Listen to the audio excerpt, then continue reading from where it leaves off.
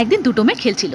এমন সময় একটি মেয়ের পাপা কতগুলো জিনিস নিয়ে এসে মেয়েকে ডেকে বলল, দেখ মা, তোর জন্য আমি কত কি এনেছি। শুনেই দৌড়ে এলো মেয়ে। বাবা বলল, গাড়ি, টেন্ট হাউস আর বিস্কিট এনেছি, এই নে ধর। জিনিসগুলো নিয়ে মেয়ে বলল, থ্যাংক ইউ বাবা, তুমি পৃথিবীর সব থেকে ভালো পাপা। বাবা বলল, ঠিক আছে মা। এরপর মেয়েটি তার বান্ধবীকে বলল, দেখ আমার পাপা আমার জন্য টেন্ট হাউস, গাড়ি আর বিস্কিট এনেছে। শুনে বান্ধবী বলল, চল চল আমরা দুজনে খেলি আর বিস্কুট খাই। মেয়েটি বলল, চল চল, তোকে কেন দেবে রে?